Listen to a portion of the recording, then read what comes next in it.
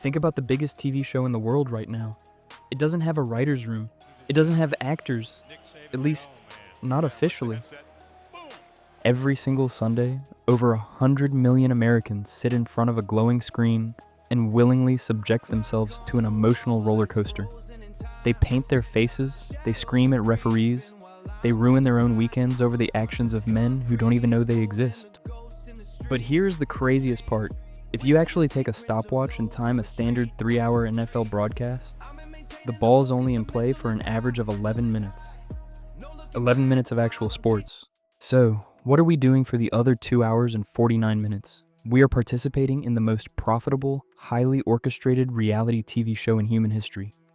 The National Football League is a $163 billion empire, and they didn't get there by selling touchdowns. They got there by selling controversy, gossip, and tribal warfare.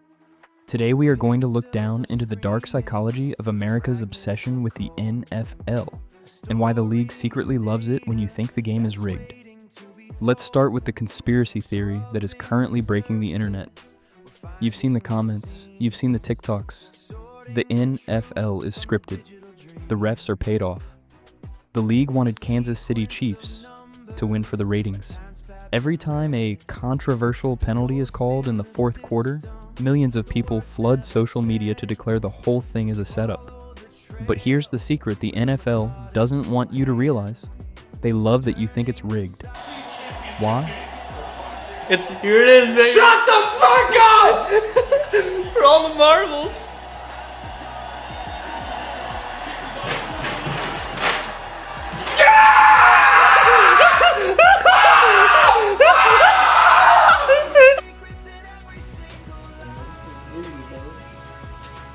So close, man.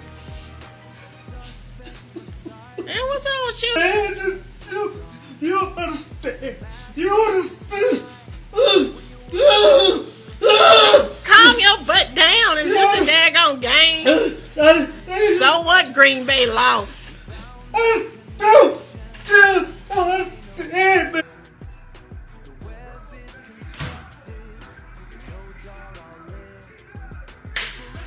Because hate watching is still watching. Outrage is the ultimate form of engagement. If you are tweeting furiously about a blown call, you are trending their hashtag. You are feeding their algorithm.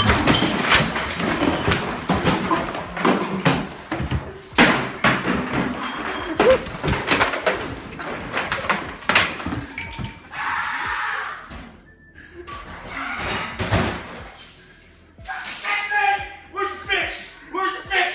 I'm gonna bite his fucking head off. Where is it? Where is it? The ball! Fight the damn ball! Fight the ball! He's on the 8! Fight the ball, man! You got it! It's a first down! Fight the damn ball! It was your fault. You told me to do the sparkles. I told you not to do the sparkles, and you told me to do it. It was pretty. I don't care about pretty. I wanted the package with the Super Bowl.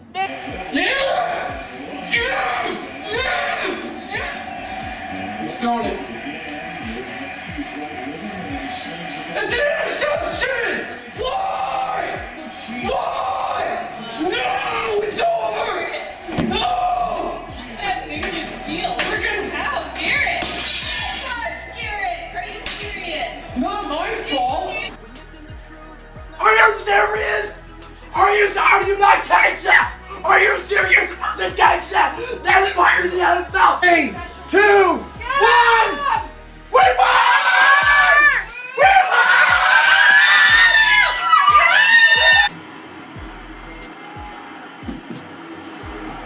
That sucks.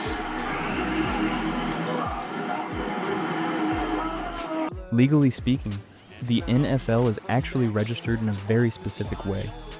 In court cases, lawyers have argued that the NFL is an entertainment product. Sound familiar? That is the exact same legal defense used by the WWE professional wrestling. I'm not saying the games are actually predetermined. They aren't. But the NFL operates exactly like a soap opera. They need heroes, and more importantly, they need villains. Think about how the media cycle works. The actual game on Sunday is just the anchor. The real product is Monday through Saturday. It's the talking heads screaming at each other on ESPN. It's the leaked locker room drama.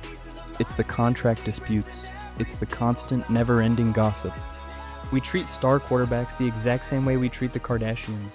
Who are they dating? What did they say on their podcast? Did they demand a trade? The NFL has successfully merged Hollywood celebrity culture with gladiator blood sports. Look at what happened when Taylor Swift entered the chat a couple of years ago. Ever pondered the curious case of Taylor Swift and the NFL? Unravel the mystery in just 35 seconds. Swift's halftime show, a spectacle of glitz and glam, forever altered the NFL's trajectory. No longer simply about the grit and grind of the gridiron, the NFL morphed into a spectacle, a stage for pop culture's biggest acts. The raw essence of the game diluted. Taylor Swift, an unlikely catalyst, forever changed the face of football. Stay tuned for more intriguing tales in the world of sports. Traditional football purists lost their minds. They screamed that she was ruining the broadcast. They complained that she was shown too much. But the numbers didn't lie. Ratings skyrocketed. Female viewership hit historic highs. Jersey sales exploded. The NFL didn't care about the angry purists because the angry purists were still watching.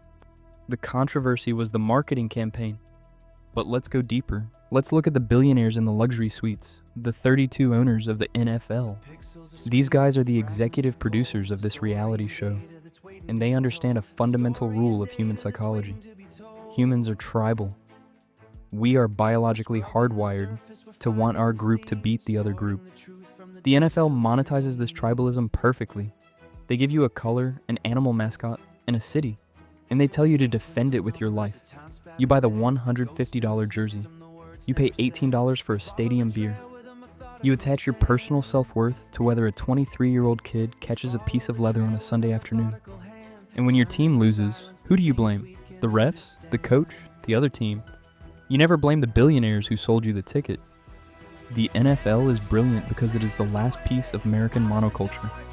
In a world where everyone has their own personalized algorithm, where we all watch different Netflix shows, listen to different podcasts, and live in different political echo chambers, the NFL is the one thing that forces 100 million people to look at the exact same thing at the exact same time. That kind of attention is invaluable. It's why companies pay $7 million for a 30-second Super Bowl ad. They aren't paying for the football. They are paying for your undivided, emotionally compromised attention. They need the drama. They need the holdouts, the scandals, the bad boys, and the redemption arcs. If every player was perfectly behaved and every game was perfectly officiated, the NFL would be incredibly boring. It would just be a sport. Instead, it is an outrage machine. It is a machine designed to make you argue with your coworkers on Monday morning. It is designed to make you angry, elated, depressed, and anxious. Because as long as you are feeling something, you aren't changing the channel. So the next time you find yourself screaming at the television because of a terrible call, take a breath, step back, look down at the ledge. Remember that you aren't just a fan, you are the product. And business is booming. If you want to understand the real systems running our world behind the scenes, hit the subscribe button. We are exposing the truth, one system at a time.